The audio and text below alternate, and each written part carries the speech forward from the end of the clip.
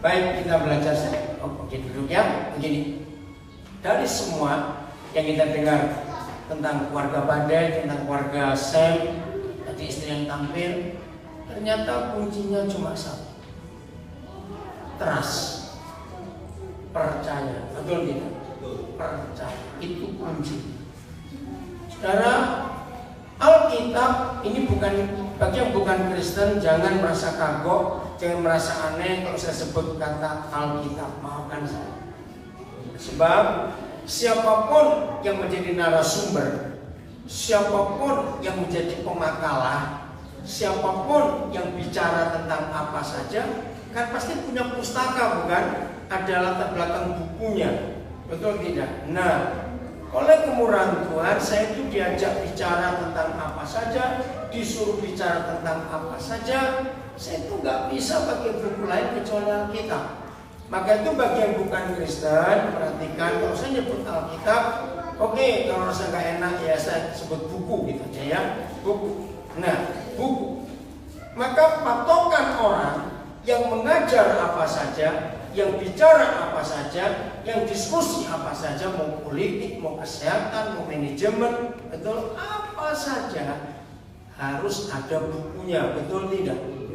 Nah, kalau saya pakai buku Alkitab, saya harap bagi yang bukan Kristen jangan merasa canggih. Anggap aja itu buku. Nggak usah bilang kitab suci agama, tidak, itu buku. Oke? Karena saya patokannya pada sains, ilmu pengetahuan. Ilmu pengetahuan itu basisnya, fondasinya, dasarnya adalah literatur, tulisan. Tolong catat ini.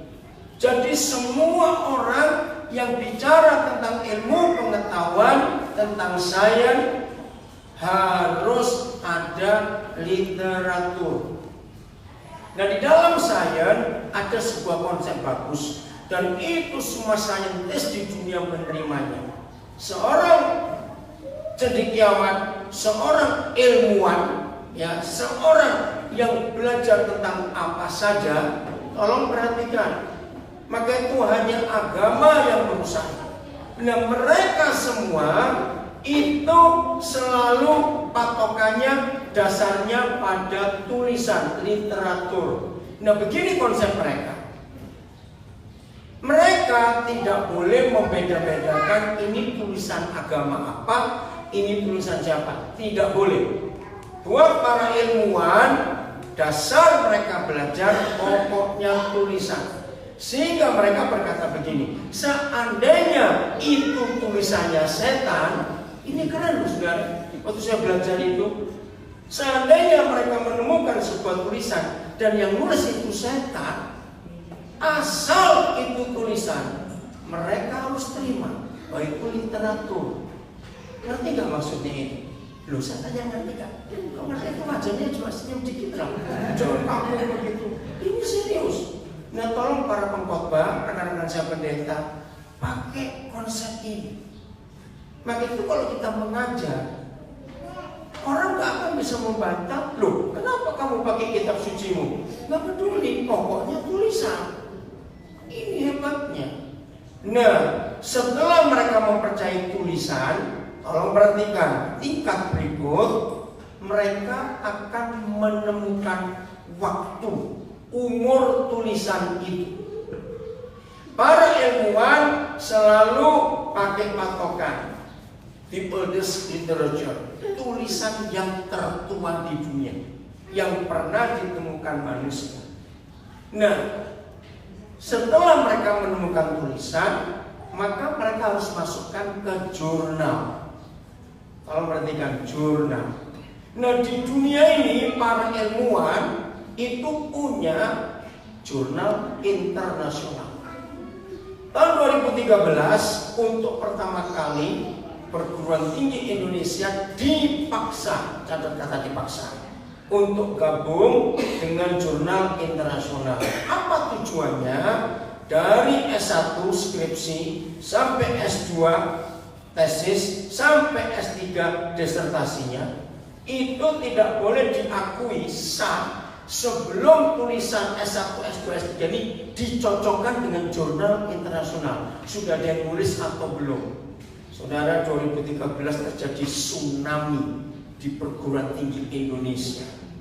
Ternyata tidak sedikit dokter-dokter di UI, ITB, ITS, UNER, IPB, dan perguruan tinggi swasta ketahuan S3-nya ada yang plagiat. Nanti kata plagiat, pemalsuan karena ambil milik orang lain.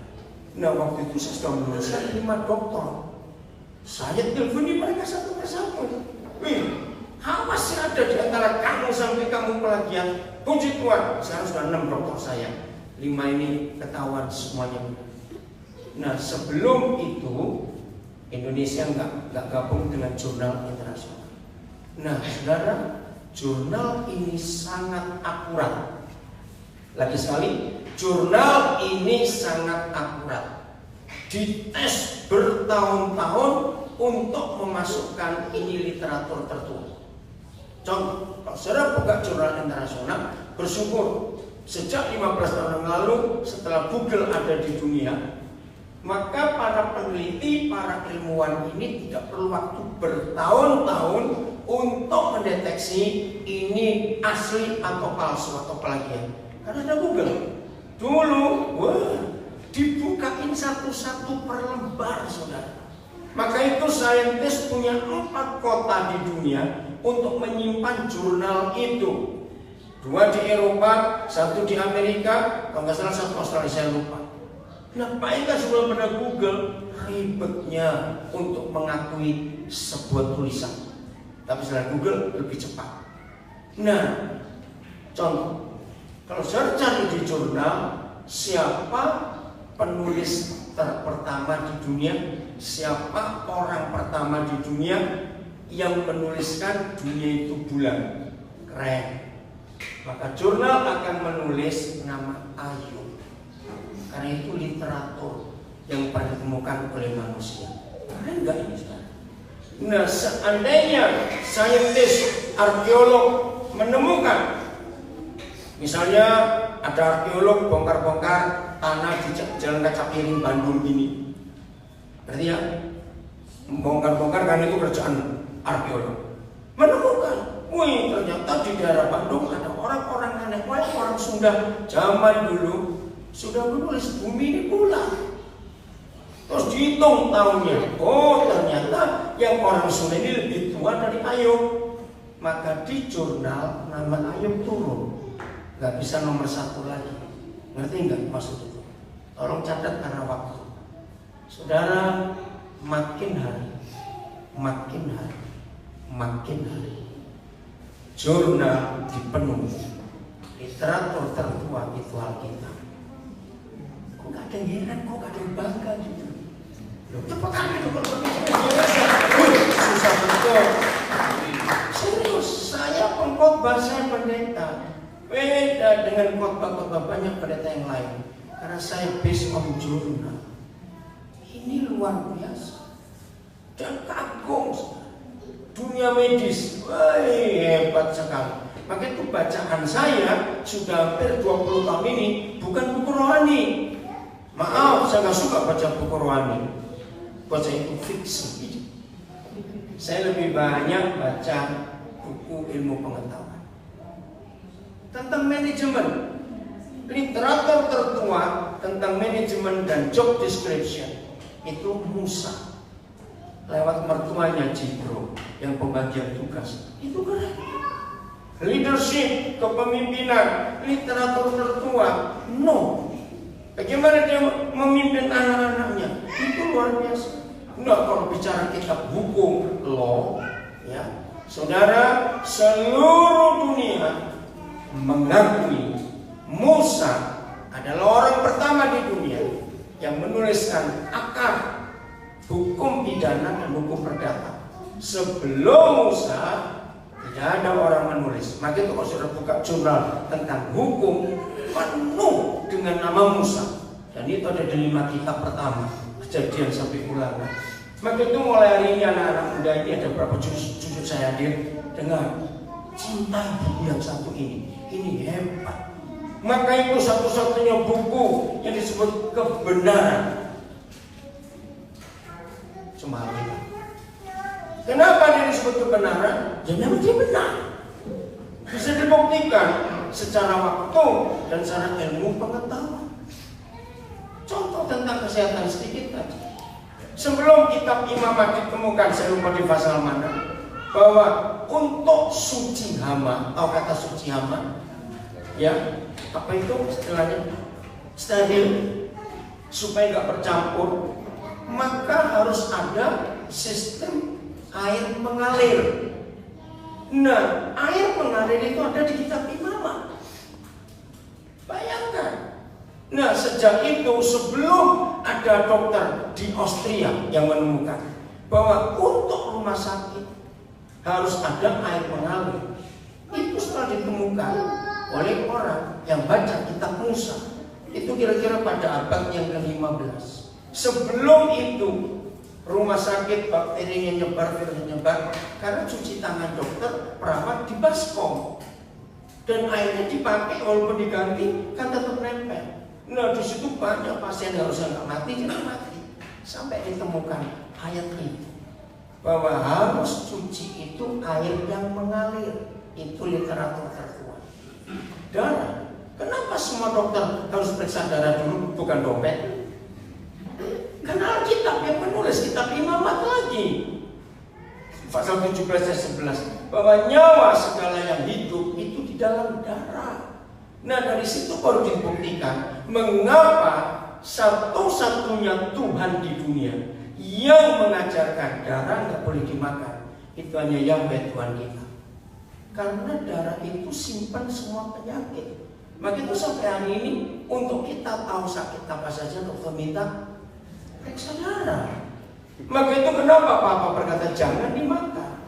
Nah, tapi ada orang rakus, tapi yang direbus kayak itu. Nah, begini jawaban saya, rebuslah ergot berani minum. Terus ditanya kok ngerebus ergot berani minum? Enggak, nah, darah itu sekotor ergot. Itu hanya Alkitab yang menulis.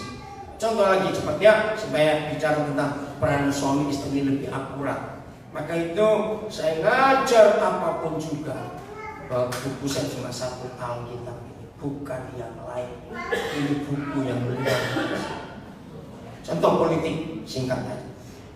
Siapa yang ingat? Sebelum ada negara demokrasi, dulu negara-negara bentuknya apa? Jawab cepetan. Kerajaan. Ya, monarki. Rata-rata sadis, betul? Rata-rata sadis. Nah, runtuhnya kerajaan pertama di dunia dan itu jadi revolusi. Itu kerajaan mana? Sobat Ibu, itu jangan kebanyakan nonton sinetron Korea, Mahabharata, apa? Gak pinter-pinter. Kerajaan mana yang runtuh pertama kali sampai jadi? Perancis, wih, badai pinter sekali. Yang lain ngapain? Revolusi Perancis 1778. Itu runtuhnya monarki pertama di dunia. Nah, sejak itu monarki berikut runtuh sampai monarki terbesar di dunia runtuh itu tahun 1911 Kekaisaran Tiongkok runtuh. Nah, akhirnya jadi negara demokrasi. Coba saya tes ini ya, ini tes ilmu pengetahuan umum. Nah, di dalam negara demokrasi ada berapa lembaga penting? Ayo, 3 apa saja? Dia bilang tukang masak, tukang kayu, awas lagi. Apa? Yudikatif, eksekutif, legislatif. Urutannya bagian betul. Pertama harus yudikatif. Kenapa? Hukum. Baru legislatif yang membuat hukum. Pengadilan, yudikatif yang buat hukum, baru eksekutif. Saudara, di jurnal nama Yesaya yang tercantum. Sebab literatur yang ditemukan oleh manusia baru Yesaya yang tertuang. Coba kita buka Yesaya 33 ayat 22. Ini baru sebagian kecil. Ada banyak lagi. Bicara tentang apa saja. Kata mendidik. Maka Musa nomor 1 nama tercantum di jurnal. Itu Ulangan 6 ayat 7. Mendidik atau belajar. Enggak, kita sekarang buka politik dulu. Sudah? Yesaya 33 ayat 22. Coba buka. Buka kepada anak muda ini. Semuanya. Yesaya 33 ayat 22. Ayo kita baca dengan urut. Ini keren sekali, saudara. Udah? 1, 2, 3. Sebab Yahweh ialah hakim kita. Itu yudikatif. 2, Yahweh adalah yang memberi hukum bagi kita. Itu legislatif. Dan yang ketiga, Yahweh adalah raja kita, eksekutif, pemerintah. Dari jamak plural 3 hal, hakim, memberi hukum, dan pemerintah. Akhirnya jadi tunggal. Ia atau mereka? Coba lihat tadi. Ayo, ia atau mereka? Ia. Siapa ia? Negara. Jadi negara demokrasi itu dibentuk oleh 3 lembaga penting: yudikatif, legislatif, dan eksekutif. Begitu 3 lembaga ini kompak dan bersatu, maka ia negara akan apa? Baca kitab saudara, menyelamatkan rakyat. Maka itu negara-negara di dunia yang 3 lembaga tingginya ini luar biasa, akur, bersatu, taat pada hukum, rakyatnya nggak ada yang demo.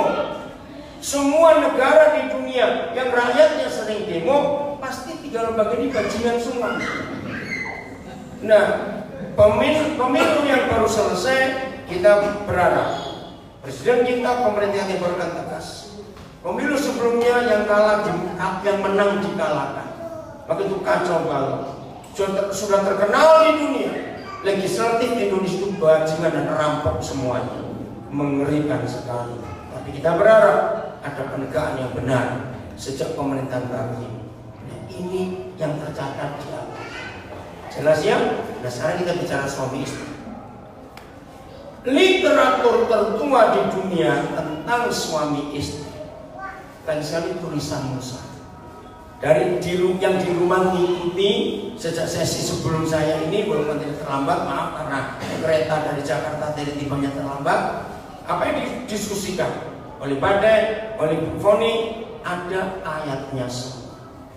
Nah, lagi sekali bagi yang bukan Kristen, kalau saya baca ini jangan terganggu. Loh, kenapa kitab suci? Anggap aja Bu. Nah, ini tulisan Musa. Kita buka Kejadian 2, tulisan Musa. Bagaimana keluarga bisa aman, bisa harmonis? Tulisan Musa ya. Kejadian pasal 2. Saya baca mulai 24. Udah Kejadian 2:24. Nah, ini baik yang sudah punya anak besar-besar menikah, tolong perhatikan firman ini, hukum ini. Dan yang mau menikah, perhatikan juga. Udah, ayo kita baca sama-sama. 1, 2, 3. Ayo stop dulu. Saudara perhatikan kata sebab itu. Berarti menunjukkan apa? Ada sebuah kasus. Betul? Ada sebuah masalah. Sebab itu, supaya kasus itu nggak terjadi, supaya masalah itu nggak terjadi, jauh sebelum ada pernikahan di dunia, jauh. Waktu Papa berfirman ini, itu baru pernikahan Adam dan Hawa. Jadi belum ada pernikahan yang lain di dunia. Tapi Papa sudah menemukan sebuah fakta. Sebab itu. Sebab apa? Supaya rumah tangga aman, supaya rumah tangga bahagia, laki-laki akan meninggalkan ayahnya dan ibunya. Jadi begini pria-pria dengar. Anak mama, saya nggak tahu bahasa Sundanya apa. Kalau bahasa Jawa mbok-mbokan. Orang Sunda ada nggak bahasa itu? Anak mama, ada nggak? Ayo orang Sunda. Anak mama. Nah, anak mama cowok tidak boleh dikawinkan. Anak mama cowok cocoknya kawin dengan mamanya sendiri. Catat ini baik-baik. Loh, betul tidak? Kenapa anak mama nggak boleh dinikahkan? Melanggar hukum ini. Berarti dia nggak bisa tinggalkan ayah ibunya. Nah, yang jadi istrinya akan mati muda. Sebab si suami akan punya kalimat ini. Kenapa kamu masa nggak kayak mamaku? Kenapa kamu ngatur rumah nggak kayak mamaku? Loh, betul tidak? Karena anak mama. Ini luar biasa. Maka itu hukum ini harus dipakai. Terus Supaya apa? Ayo baca kalimat berikut. Nah, dan bersatu dengan istrinya sehingga mereka bukan lagi dua tapi satu. Nah, ini unik. Firman ini unik. Kenapa unik? Untuk apa Tuhan berfirman kepada pengantin pertama di dunia yang jelas-jelas belum punya mertua dan gak punya orang tua? Loh, aneh gak? Loh, saya tanya cepat jawab. Aneh? Tidak. Karena untuk kita setelah Adam dan Hawa. Nah, begini kesimpulannya. Tolong ya. Walaupun anak laki tunggal, orang tua sudah tua, maaf. Bagaimanapun juga mantu perempuan nggak bisa kumpul mama mertua. Ada yang ngamen soalnya. Mengapa? Sebab satu dapur nggak bisa dua koki. Untuk masak air saja bisa perang dulu. Loh ya atau tidak? Ini hukum yang luar biasa. Maka itu buang-buang waktu kalau mau mengakurkan mama mertua dan mantu perempuan. Nggak bisa, dari dulu sudah dibilang jangan. Betul? Nah, terus kalau anak tunggal bagaimana? Ya udah, korbankan sesuatu, cari rumah yang kecil-kecil 2 jejeran. Kok nggak amin sih orang? Pokoknya jangan satu atap. Yang berikut, begitu yang baru menikah punya anak, namanya orang tua ikut campur nggak ngurus cucu? Dijawab. Nah, tahu modelnya cucu-cucu suka manipulasi. Nah, oma-opa gampang nggak dimanipulasi? Wah, itu rusaknya cucu. Ketika anak bilang nggak mau pulang, mau di rumah opa-oma saya, itu sama paling rusak. Kalau sampai anak-anak bilang nggak mau pulang, mau di rumah opa-oma saja, rusaknya mulai terjadi. Saudara, ternyata kita nggak bisa nyalakan opa-oma. Karena apalagi kalau cucunya mirip opanya, wah dimanja habis. Betul atau tidak? Dari situ rusak yang terjadi. Jadi ayat ini luar biasa. Maka itu gadis-gadis, kalau kamu sudah ketemu calon, orang tua kalian setuju, gembala kalian setuju, pertanyaan terakhir untuk calonmu, kamu sudah punya pintu berapa? Nanti nggak usah punya pintu, punya apa ini? Jawab, punya pintu berapa? Rumah, nggak harus beli, nggak harus buat nyewa, mau kontrak, mau ngekos satu kamar, pokoknya berdua. Ini hukum Tuhan yang luar biasa. Maka itu kalau saya konseling pranikah, seperti tadi pagi, saya konseling satu pasang dan menikah 2 November nanti, saya tanya dulu, papa mama kalian bagaimana? Gak ikut, bagus. Kalau gak ikut, kalau sampai ikut, saya akan konseling papa mamanya juga. Itu penting. Rusaknya pernikahan ketika papa mama ikut campur rumah tangga anak, betul tidak? Maka itu jauh sebelum ada mertua dan orang tua, surga sudah beri hukum laki-laki keluar. Catat itu. Jadi kalau cowokmu jawab, aku baru punya pintu 1, jangan menikah. Rumah pintu 1 itu sel penjara tahu. Betul tidak? Minimal rumah itu pintunya 3 minimal. Atau siap ya? Ini hukum yang luar biasa. 25 kejadian 2. Jadi suami istri dan orang tua setelah anak-anak menikah nggak boleh ikut campur. Jadi disebut immediate family, bahasa Inggrisnya keluarga inti itu cuma suami istri dan anak-anak. Setuju? Maaf, orang tua dan kakak adik kandung tidak boleh disebut keluarga lagi, salah besar. Apalagi kalau sampai adik kakak ikut numpang makan, terus uang sekolah anaknya kakak adik dibantu juga, itu jadi masalah besar dalam keluarga. Betul tidak? Menolong boleh, tapi bukan bertanggung jawab. Beda loh saudara. Lo ngerti nggak ini? Maka itu yang mau menikah, saya tanya, berapa saudara kandung kamu? Itu penting. Bagaimana situasi ekonominya? Harus diurus dari sebelumnya. Maaf. Terus chargernya pasang lagi. Ya, belum charger. Ya, maaf. Tadi waktu dia ada di sini. Itu ya. Maaf, saya lanjutkan. Oke, 25. Baca 1, 2, 3. Ulang serentak dong. 1, 2, 3. Mereka keduanya telanjang. Siapa? Adam dan Hawa, suami istri. Namun baca, tapi mereka tidak merasa malu. Ini luar biasa. Saya pertama belajar hukum ini, saya pikir ini masalah seks. Ternyata tidak. Nah, badai, kalau kamu bersaksi lagi lain kali, sebut hukum ini. Suami istri tidak boleh punya rahasia sedikit pun di depan pasangannya. Telanjang artinya ini doang. Tolong catat. Bagi Tuhan, sebuah pernikahan sudah resmi cerai, resmi sebelum ke pengadilan. Loh, kok bisa? Kenapa Tuhan harus mengakui sebuah perceraian padahal belum ada pengadilan? Ini jawaban. Ketika suami istri mulai mencurigai pasangannya, maka di mata Tuhan itu sudah resmi cerai. Resmi. Di sini ada orang Belanda, Pak Raymond angkat tangan, orang Belanda. Ya. Bahasa Belanda itu bahasa yang paling hebat soal pernikahan. Trouw. Tolong cari di kamus. Trouw, T-R-O-U-W. Jadi bagi orang Belanda, menikah itu artinya aku mau setia. Ik ben getrouw. Aku telah setia. Itu kata luar biasa.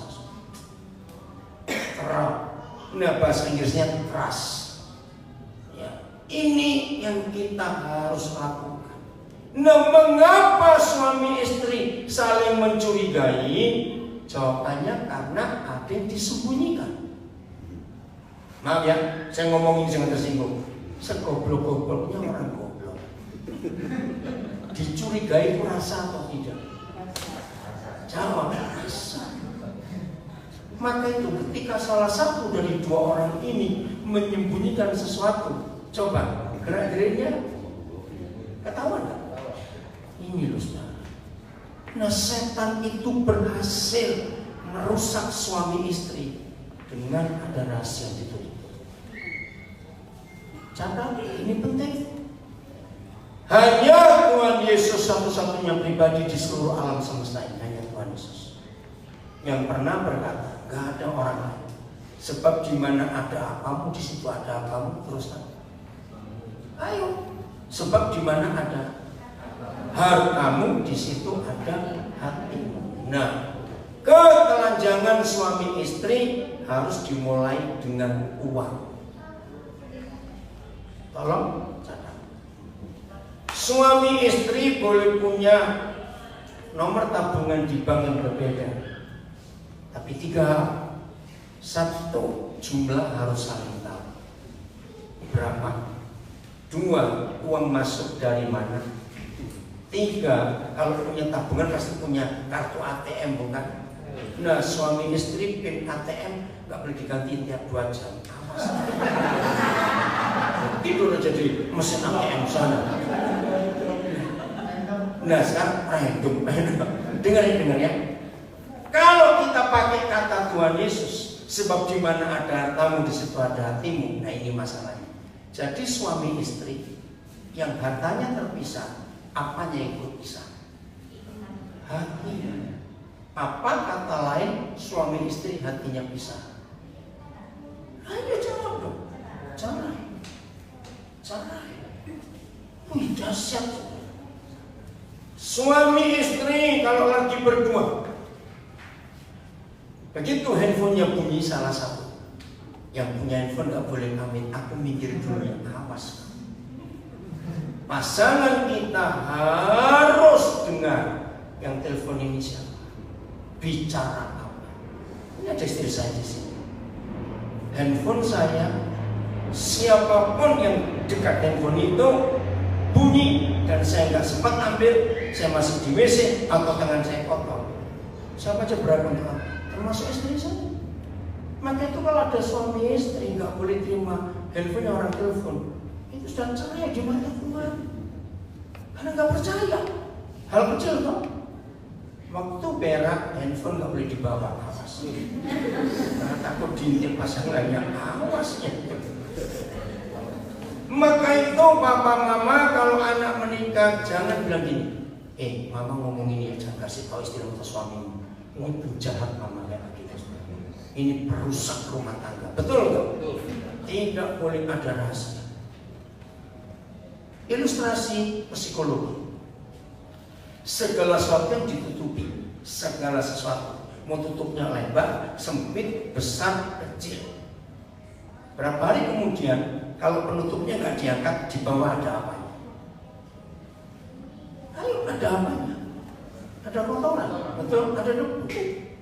Dan segala sesuatu yang tertutup pasti gelap. Iya atau tidak?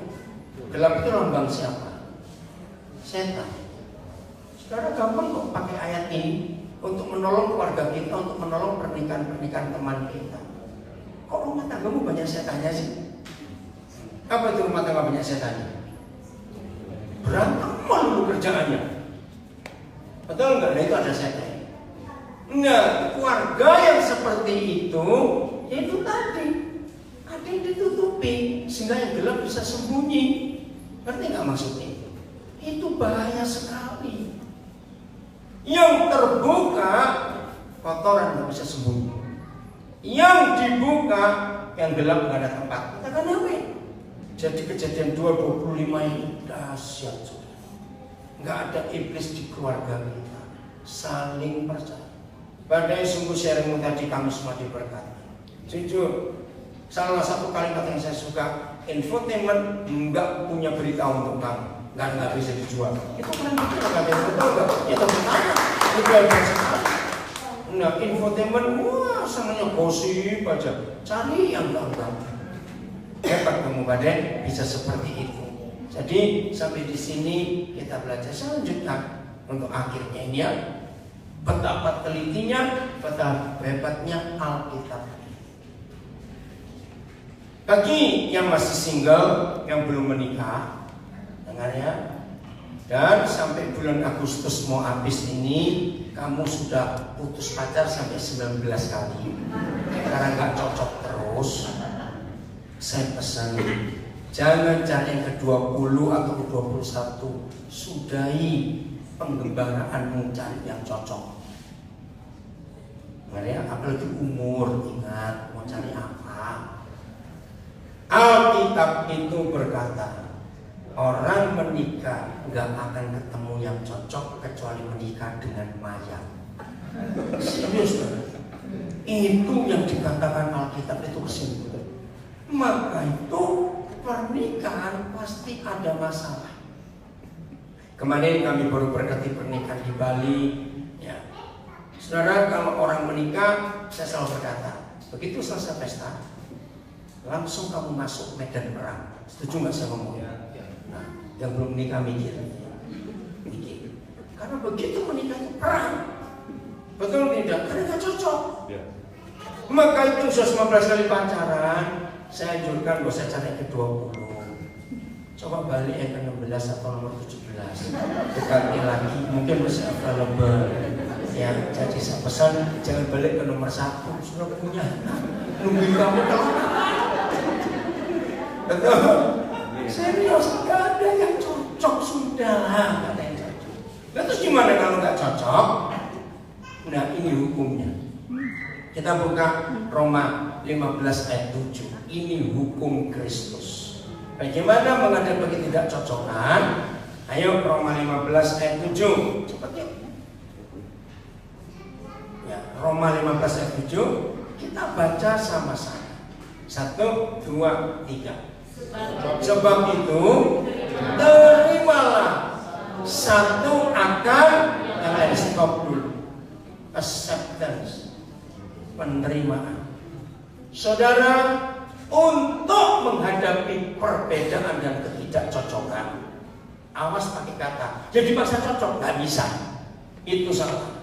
Menghadapi ketidakcocokan, menghadapi ketidaksamaan, bukan dipaksa, tapi diterima. Katakan amin dong, ini penting. Diterima. Maka itu hanya Alkitab satu-satunya buku Nanti saya tunjukkan ayatnya.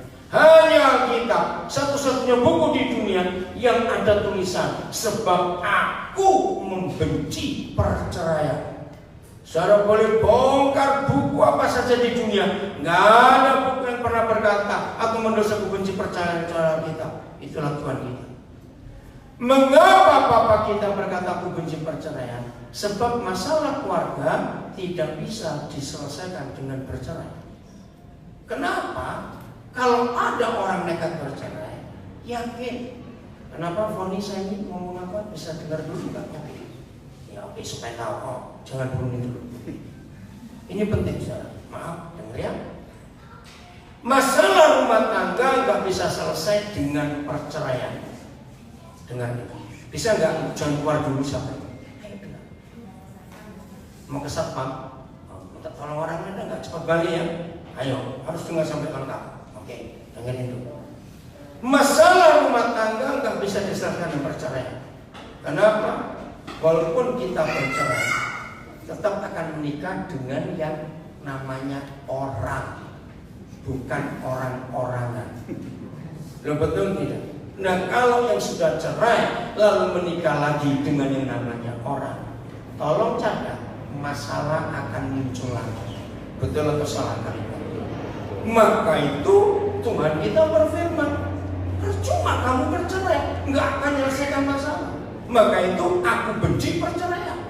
Nah, gimana cara mengatasi? Ya Roma 15 ayat 7. Ulang dari depan. 1, 2, 3. Sebab itu terimalah satu akan yang lain, ada standar sama.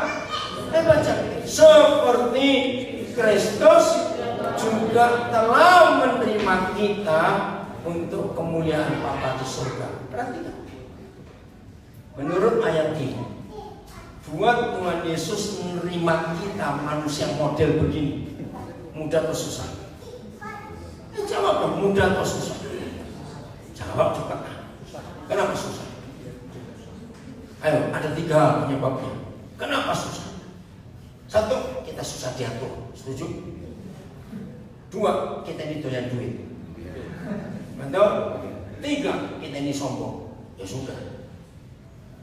Ada suami istri yang sulit berkata maaf. Kalau ditunjukkan kesalahannya, pasti ngomongnya, loh maksudku bukan begitu. Itu orang sombong. Enggak pernah, oh iya ya, aku kok salah. Itu orang sombong. Dan itu ada. Begitu diingatkan ini salah, maksudku bukan begitu, maunya tadi begitu. Saudara, ayo berubah. Nah, cara kita menerima ketidakbaiknya, maaf saya berkata, cara kita menerima kekurangan pasangan kita, tidak baiknya pasangan kita, itu cuma menerima, bukan dituntut untuk berubah. Katakan amin. Enggak bisa dituntut untuk berubah, harus diterima. Lihat Roma 15 ayat 7. Bagaimana cara Tuhan Yesus menerima kita? 1, pakai percobaan. Coba jawab saya tanya. Pakai percobaan, misalnya, Tuhan saya berzina, Tuhan ampuni saya. Nggak mungkin Tuhan berkata, Daniel, aku ampuni kamu, tapi percobaan 3 bulan. Begitu tidak? Enggak. Nah, begitu pula suami istri. Menerima pasangan kita jangan pakai syarat. Ini sudah selama kita menikah, ini sudah ke 63 kali kamu buat salah yang sama. Lu kok sempat ngitungin ya? Ngerti? Jangan, saudara, jangan. Menerima itu tidak memaksa untuk berubah. Begitulah Tuhan Yesus terima kita. Amin. Enggak pakai syarat. Aduh, baumu dari yang mandi dulu kan? Enggak. Betul, dia menerima kita apa adanya. Maka kalau suami istri saling menerima, itu luar biasa. Amin. Ini hukum Kristus. Kolose 3:14, cepat. Kolose 3:14. Ayo cepat, Kolose 3:14. Wah, ini luar biasa. Padahal terima kasih, tadi kamu punya istilah, bedanya kasih dengan cinta. Apa tadi kalimatmu? Ya, kasih itu lebih dari cinta. Wih, saya kaget waktu dengan istilah itu. Nah, saya kan mereka lewat ayat ini. Udah Kolose 3:14. 1, 2, 3. Nah, stop. Ini kalimat bagus. Dan di atas semuanya itu. Berarti ada lagi nggak? Loh, ada lagi nggak? Nggak ada. Di atas semuanya itu, ini paling tinggi. Kenakanlah kasih. Suami istri, ini rahasianya. Kata kenakan seperti orang pakai baju. Betul nggak? Jadi kalau saya baca syariat, di atas semuanya itu suami istri, pakailah kasih sebagai baju rumah tanggamu. Sebab kasih itu apa? Ayo, mengikat, yang mempersatukan dan menyempurnakan. Ini dahsyat. Saya ulangi lagi pernyataan tadi. Kasih itu lebih dari cinta. Kenapa? Cinta itu ada unsur seks. Maaf, suami istri perhatikan baik-baik. Suatu hari, sekuat apa orang itu, sesehat apa fisiknya, maaf, suatu hari seks akan berhenti, ya atau tidak? Ya. Maka itu suami istri yang sudah mendekati ke situ, jangan panik, jangan cari obat, jangan macam-macam, sudah menikah saja. Oh enggak, ngapain? Ini sudah, betul? Nah ini penting. Dan terus ngapain dua orang itu kalau seks sudah nggak ada? Nah, kasih itu lebih dari cinta, betul kan? Dan ini ayat. Di dalam kasih nggak ada unsur seks. Betul? Betul. Cinta itu unsur seks. Maka itu anak-anak muda yang masih pacaran, awas kamu memakai cinta selama kamu pacaran. Goblok. Kenapa goblok? Memang goblok. Kidung Agung 2 ayat 7 menulis bagus sekali. Coba baca dulu ayat ini ya. Cepat-cepat ayo. Kidung Agung 2 ayat 7. Ayo, ada nggak? Ya, kok hilang awas kamu ya? Download lagi Alkitab di handphone. Udah, baca Kidung Agung 2 ayat 7. 1, 2, 3.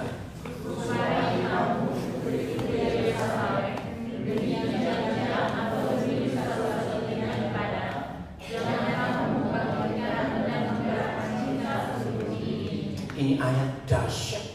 Padahal kamu sebagai public figure catat ayat ini, ajarkan pada anak-anak muda dengan teori tadi. Betul, kami kagum mendengar kesaksian kamu.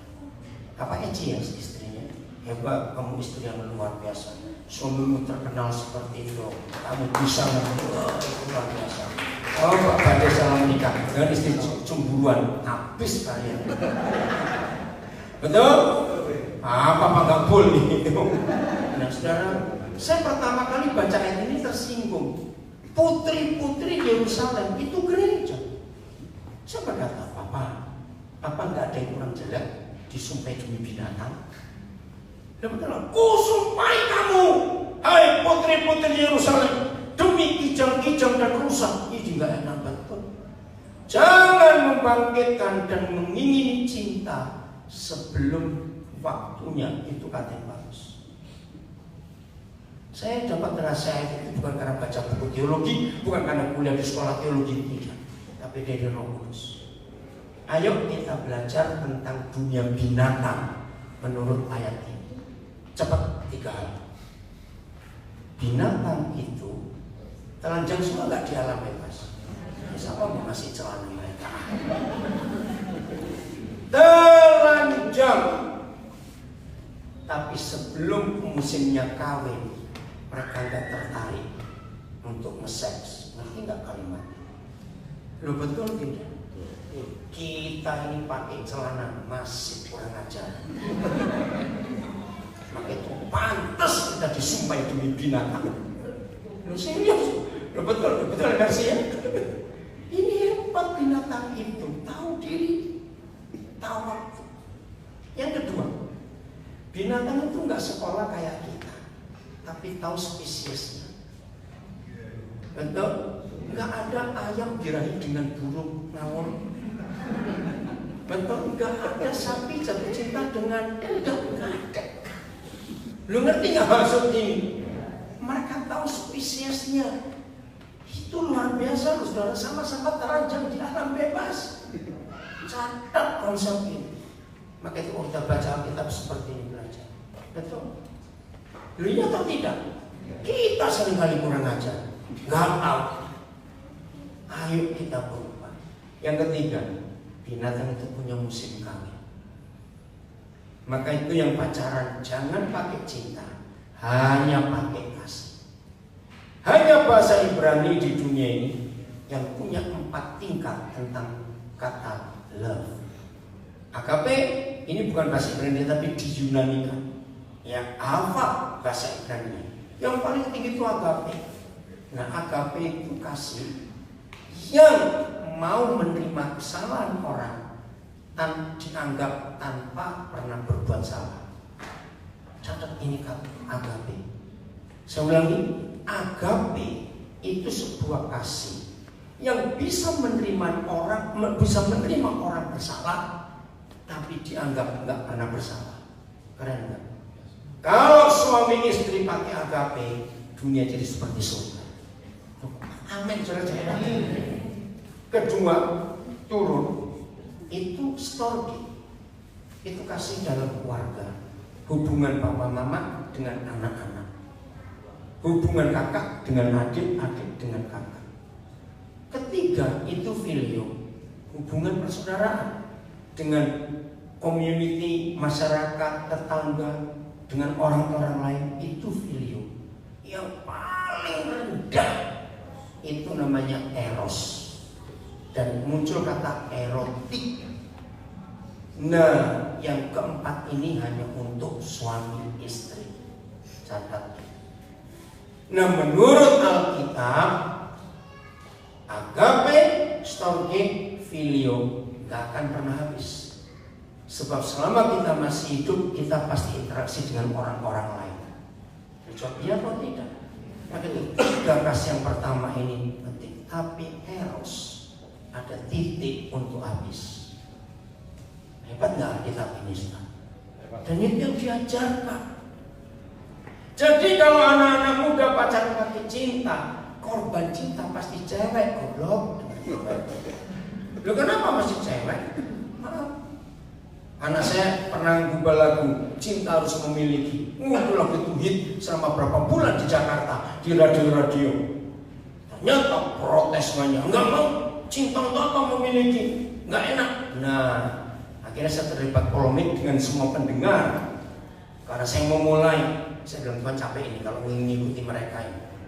Akhirnya saya minta hikmat Tuhan. Oh, dapat begini. Menikah itu tidak sama dengan orang beli sepatu. Badai Roni, dengar untuk kalian public figure. Ingat ya, menikah itu tidak sama dengan orang beli sepatu. Berarti nggak maksudnya? Apa cepetan? Beli sepatu harus dicoba. Benernya atau tidak? Pernah titip salah, nomornya angka nomor betul. Benernya atau tidak cepetan? Nah, bayangkan kalau menikah itu seperti orang beli sepatu, dicoba, nggak cocok balik ke tokonya, cari toko sebelah coba lagi, nggak cocok balik lagi. Siapa yang korban?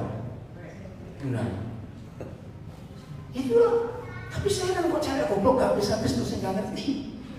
Maafin, Pak kita punya anak perempuan tegas dengan ayat ini. Saya mau dicoba itu dalam nama Yesus.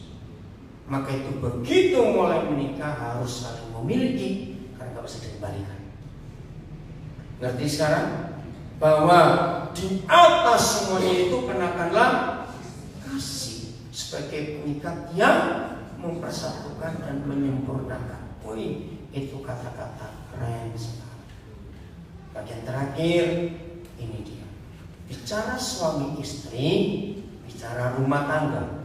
Betul? Bicara rumah pasti bicara tiang. Nah, minimal sebuah rumah tiangnya berapa? Saya bilang 3 apa sama?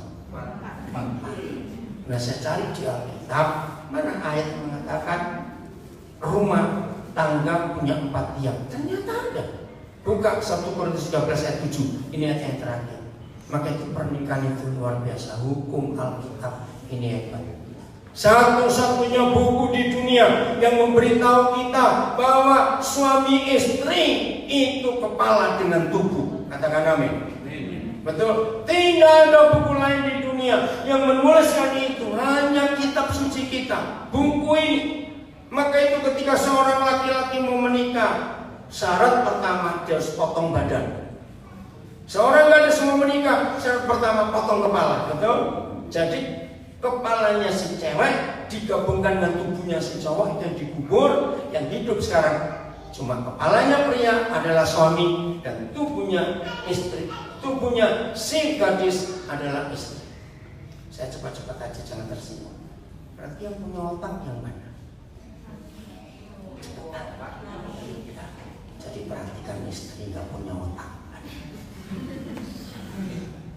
Betul tidak? Ini masalah. Kalau ada dua otak di rumah, perang terus. Hebat nggak Alkitab? Maka itu keluarga yang otaknya dua, itu keluarga otak-otak.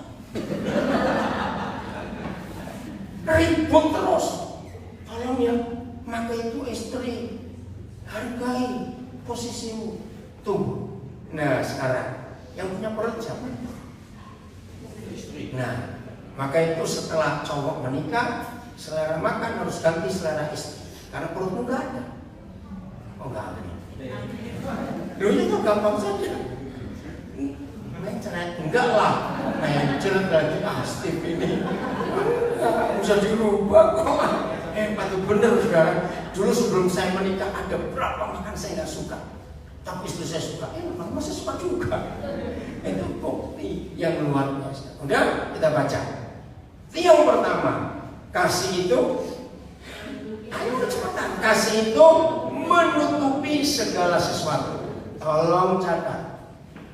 Kalau saudara ingin menolong keluarga teman, keluarga saudara, keluarga tetangga, keluarga family yang lagi berantakan, ajak duduk, periksa 4 tiangnya ini. Mana yang goyang? Nah, kalau 4-4-nya goyang, mampir lagi sebentar lagi rumah ini. Satu aja tiang goyang sudah kacau. Yang pertama adalah menutupi segala sesuatu. Dengar ya, apa lawan katanya menutupi? Nah, setelah menikah dalam nama Yesus tidak boleh berkata ingat dulu ya, dulu apa sih? Betul? Ditutupi. Setelah menikah nggak boleh ungkit-ungkit, catat ini. Saya ngomong lagi, segoblok-gobloknya orang goblok. Kalau suka diungkit-ungkit marah juga nggak ada. Ya sudah, apalagi yang pintar itu maksud saya.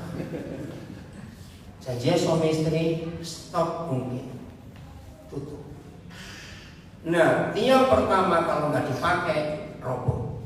Yang kedua, kasih itu percaya salah satu. Nah ini kembali ke ayat pertama, Kejadian 2:25. Harus percaya.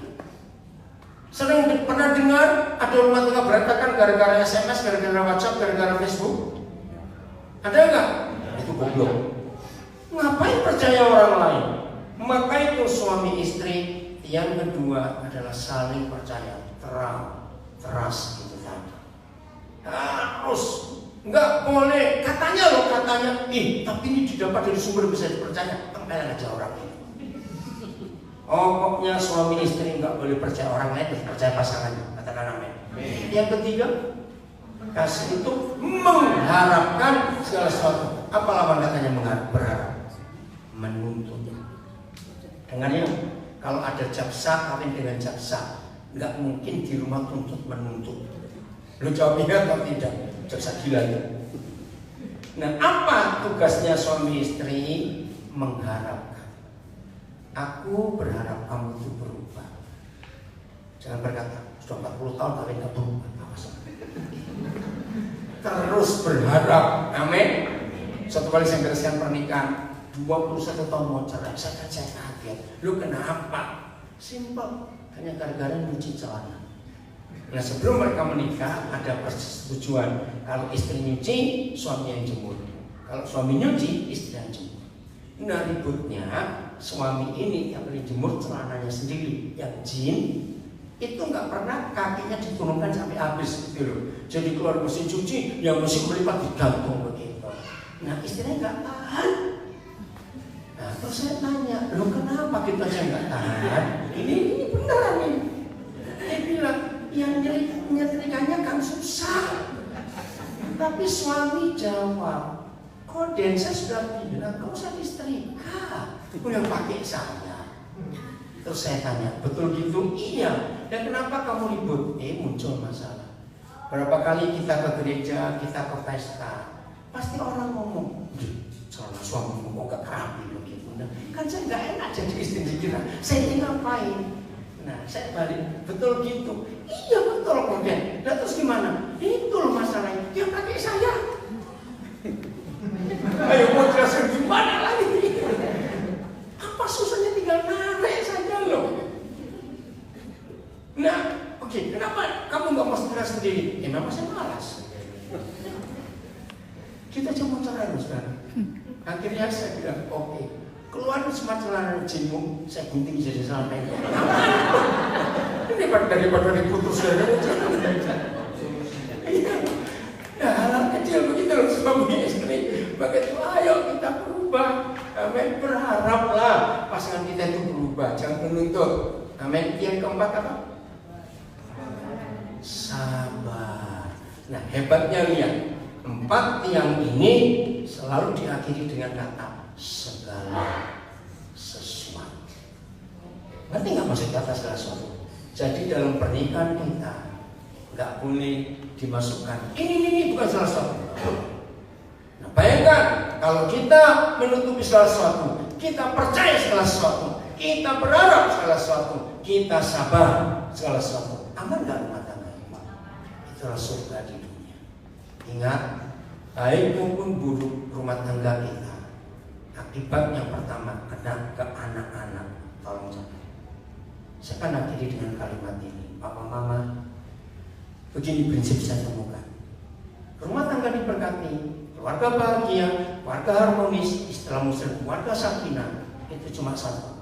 Kalau Papa Mama selalu bisa membuat anak-anak tersenyum dan tertawa. Kok enggak setuju? Jangan sibuk masalah rumah, masalah ini, enggak. Buatlah anak-anak bisa tersenyum dan tertawa dengan cara Papa Mama hidup saling mengampuni untuk mengatasi semuanya itu. Siap berubah mulai hari ini? Ya udah, kalau kamu berubah ya berantakan aja gitu. Tuhan memberkati kita semuanya. Ya, kepada yang bagi di sini, kalau saudara